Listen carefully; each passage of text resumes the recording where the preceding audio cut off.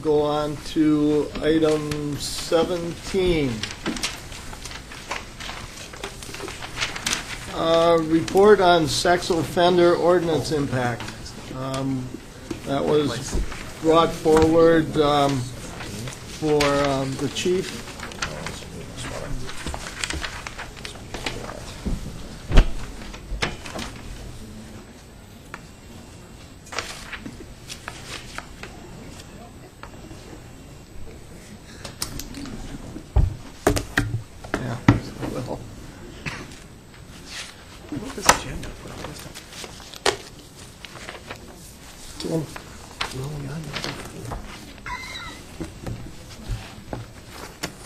Hey, Chief.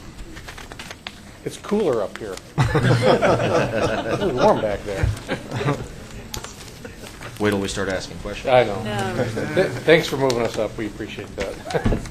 I was asked to present some information on the Sex Offender Ordinance, and I worked with Larry on some ideas on what to present. I wasn't quite sure what the direction was and what you were looking for. But I do know that you asked for a guest speaker to come in and talk a little bit more in a broader term. We're going to be. This is Jed Newman, who is the supervisor with the Department of Corrections. He supervises the sex offenders unit. So. Well, before you start, I'd just like to thank you for sitting through this very long night, and we appreciate that. So he enjoyed it. And Jed will be talking in a minute. I just kind of maybe just go through my report so everybody in the community can also listen up and just know a few facts anyway. And maybe I can clarify a few things on this report that I gave to you. We have a sex offender ordinance, or designated sex offender ordinance here in the city, and the number of sex offenders living here in the city has averaged for the last number of years about 35. It was a little less. It was 34 point something, 9 maybe. So it's about 35 that are registered in the city. That number has gone up and down every time we check it. Let me explain the checking process. We, as a police department, go physically to the address of this of the designated offender, or the sex offender, that's on the Department of Corrections registry.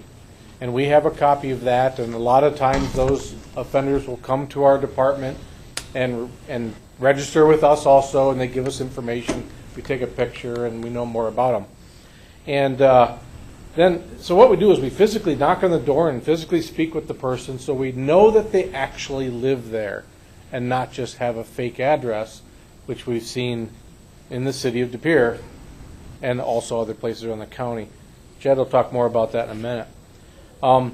Back in August of 2008 was the farthest number that I could find in any of the records that I had about how many sex offenders actually that we checked in April, about that time. I think it was just before that. 28 was the number. That number, I'm pretty sure, has been a lot lower than that. It's been like 15, but I had no record of it. So I'm just going from what I remember in the last 10.5 years as chief. And that number has been as high as 42 back in February of 2010, and dropped back down to, February 12, back to 31, and back up again.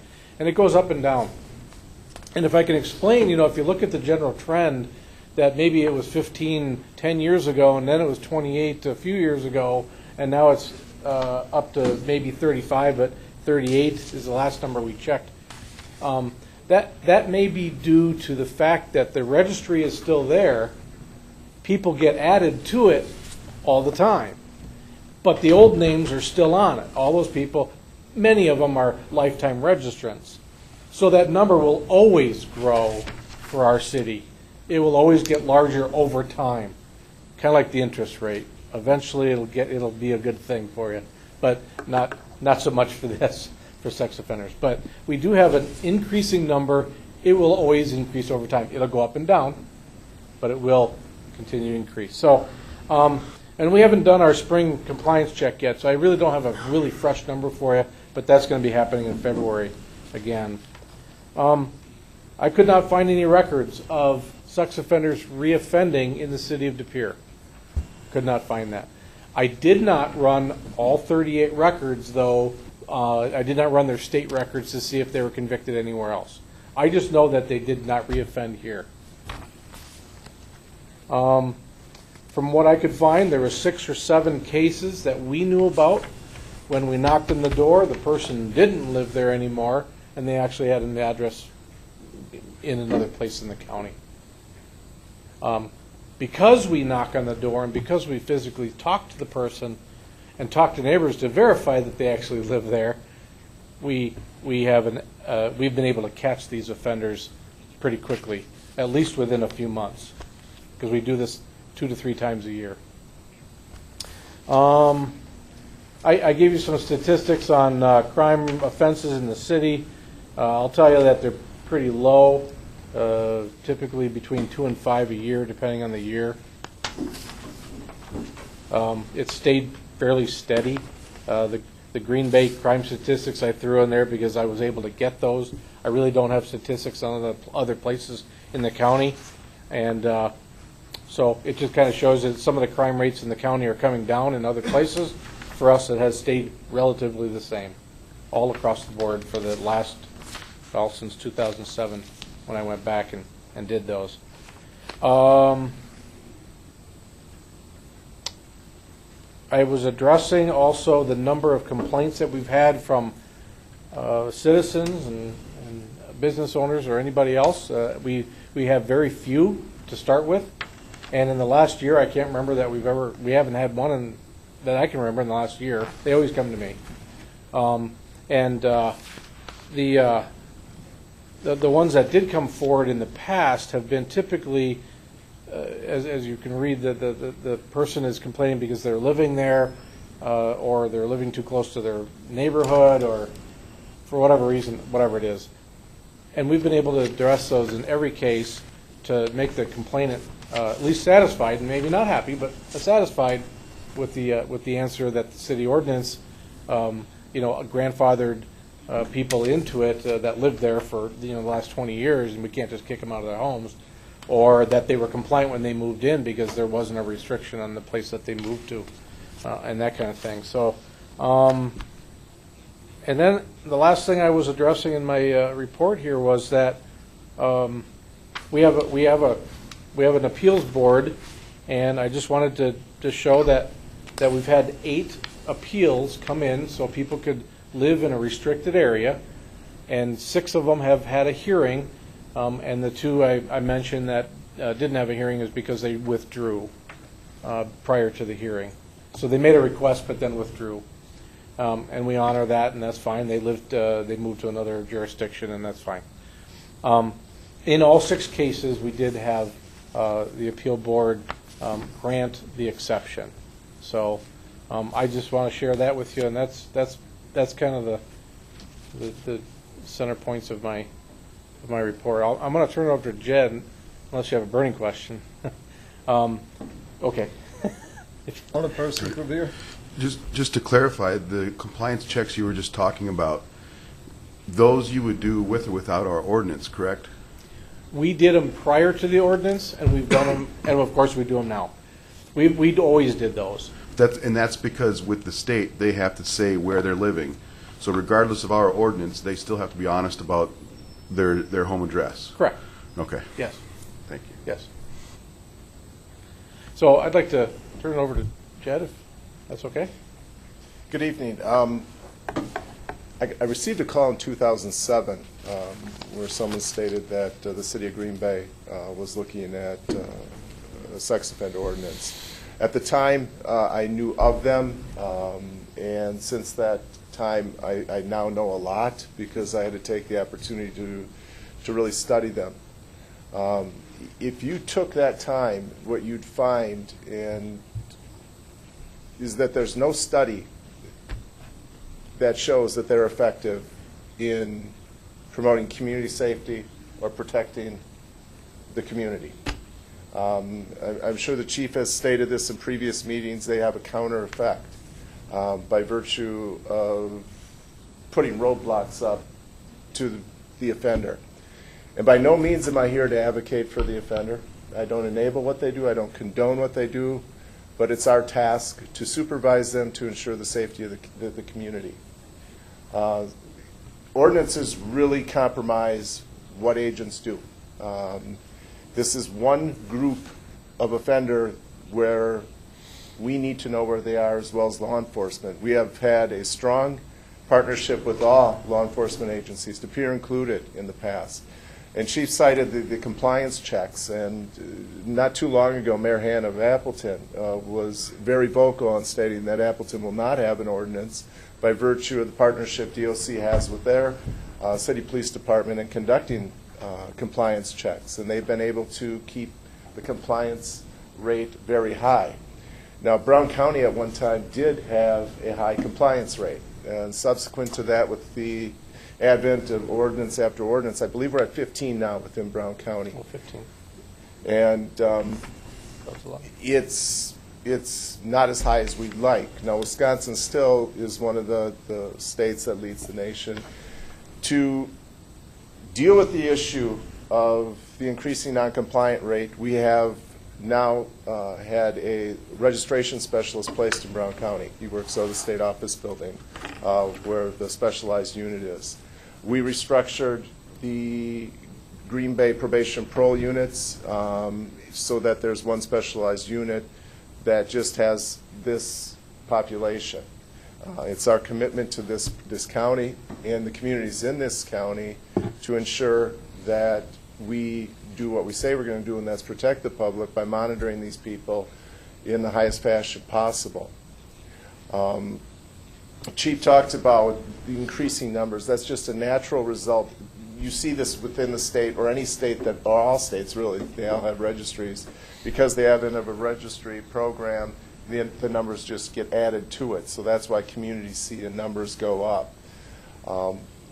One of the common things or themes that I hear when I speak to boards, committees, is that, well, if we don't have an ordinance, the number's going to jump. They're all going to flood here. What we found since 2007, when the first ordinance went through, is people really stay in their hometown, in the community which they came from. It's something that's been consistent since I've been here since '90. Since I've been in this county. The other thing that I've discovered in working with this is that there's no victim group that supports an ordinance. Jacob Wetterling Foundation opposes them. WCABI, Wisconsin's victim rights group for victims of sex offenses, does not support them. And the other important thing to note is while we supervise someone that's on for a sex offense, the recidivism rate, and Chief alluded to this, is less than 1% for re-victimization for a sex offense while they're on supervision. I think that's a testament to what we're doing. I've heard a lot that the offense rate is higher for this classification of person. That data, that stat shows that we're maintaining our pledge to the community in which we work, in which we're responsible to.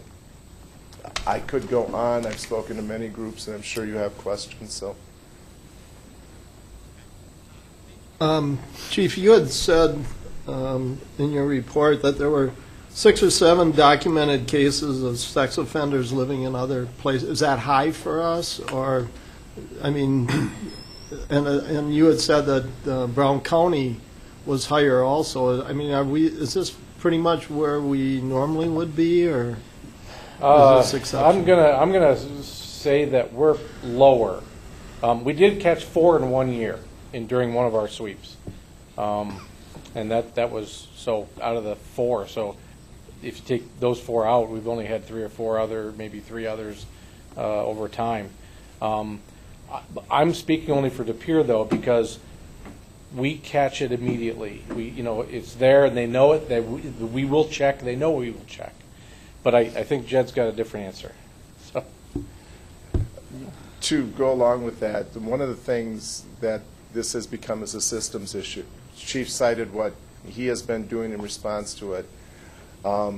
Because of the noncompliance rate going up, we're seeing an issue that really impacts the criminal justice system here.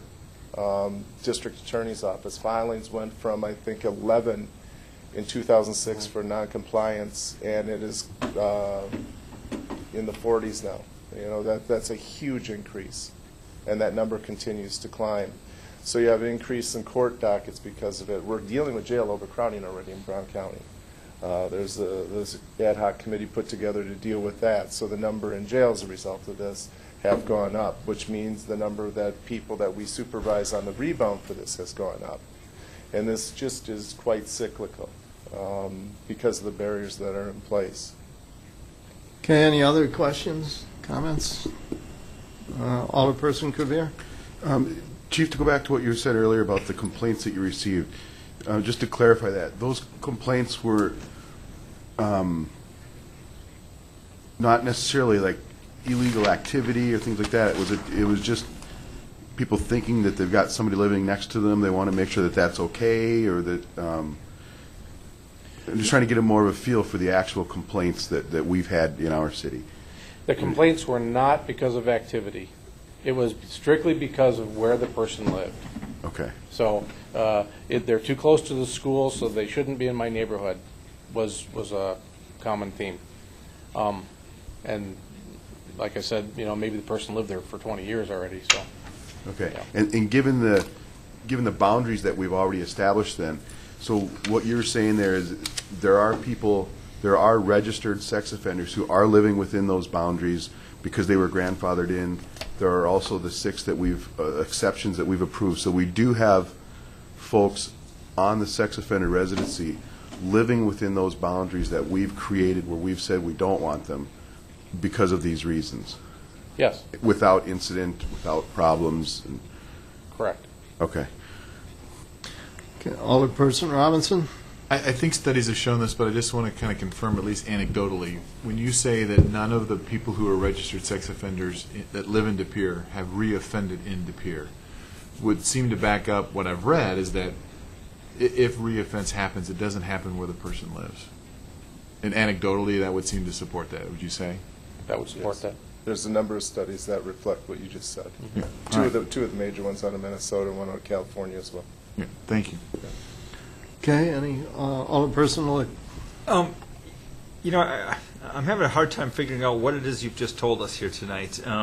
You know, Chief, your memo says you've been asked to present information on the effectiveness of our ordinance, and I hear you telling me that these ordinances are horrible, but I didn't hear anything tonight that said, boy, what we've got is bad, and it's not working, and it's not doing a good job, so you better get rid of it quickly. I guess I'm trying to help me understand what it is you guys are trying to tell us here tonight. One of the things I pointed out is that it's a systems issue. Because of ordinances, people are non-compliant with the registry, which just throws them into the system again. Again, not condoning, but without a home base, without a stable residence, they're not in compliance with our state's registry. They fail to comply with that. So it falls on the police then, who make a referral to the district attorney's office then, who file the charge in court then, and the person ends up in jail. It impacts the agents who try to supervise them, because imagine yourself without a home base. How do you find a job without, or how do you go to work without that? How do you function without a home base? It prevents that person from having that. And in essence, we're dealing with this in a tremendous way in this area. A lot of homeless people drifting around. And to take it a step further, this is, I said this is the population you want to know where they are. That's the whole purpose of the registry. An informed public and community is a safe community. One of the primary things in looking at this target population is that isolation is in their pattern. Each person that commits a sex offense has a pattern, and normally isolation's in it. We work on removing that so that everyone, you know, the public knows where they are. Eyes and ears of the community is a good thing for them.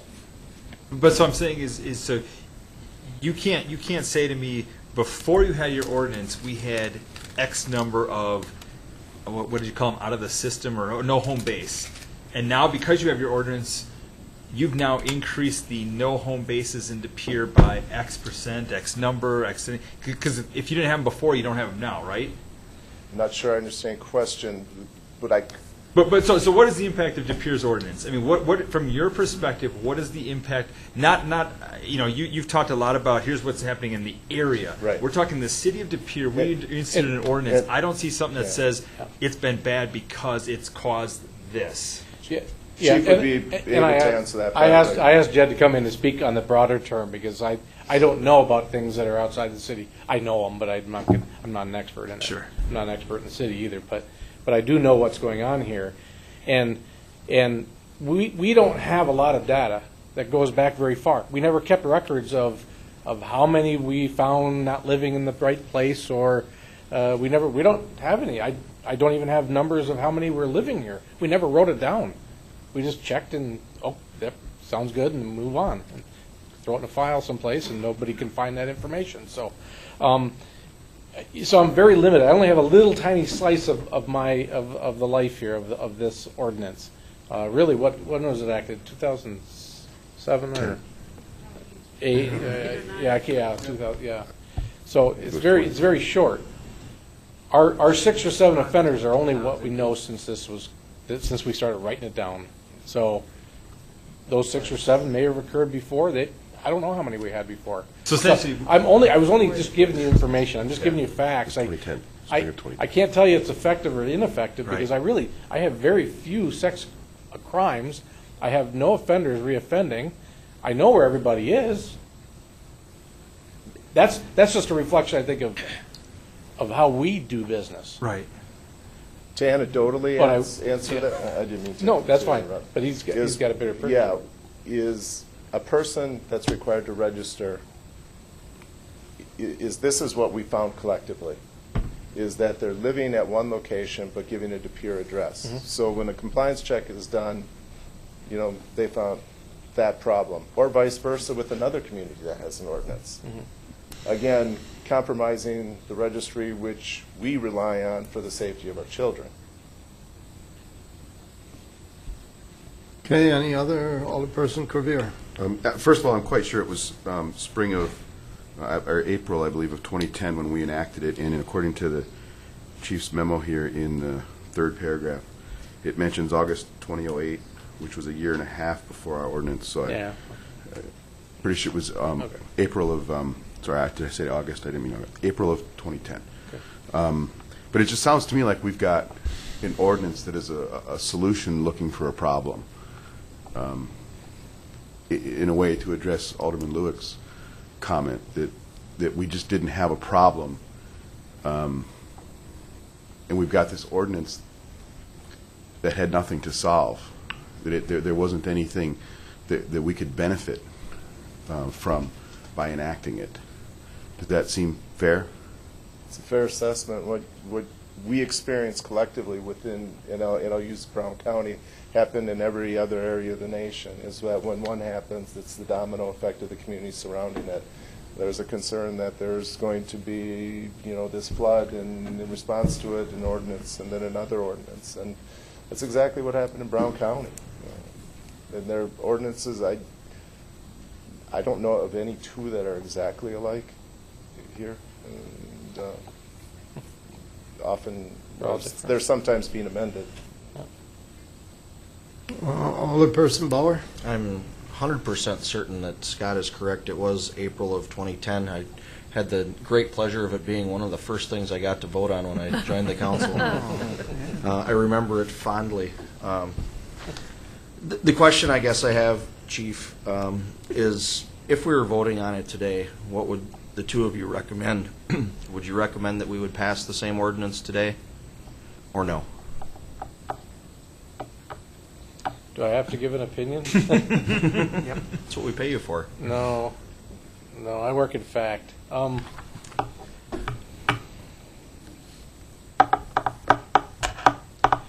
have said it before, and I will say it again, that I am not in favor of sex offender ordinances, period.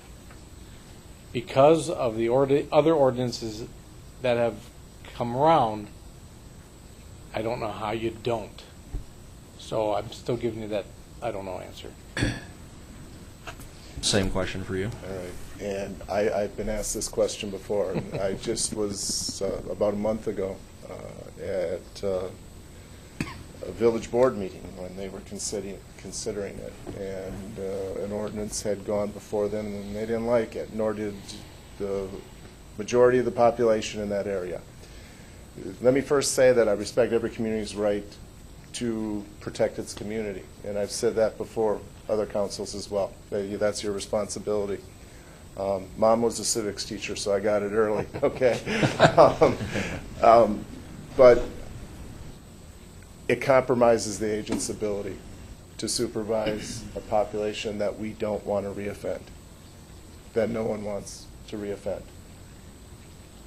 We want to be able to do our job. We want to be able to supervise them. We want to be able to protect the community that we work in, that you live in, and keep it a safe place. And, you know, I said it before, but I can't stress enough that we are fortunate beyond measure here to have the partnership we have with De Pere Police Department and the other departments. We work closely together in many, many ways, not just with this population.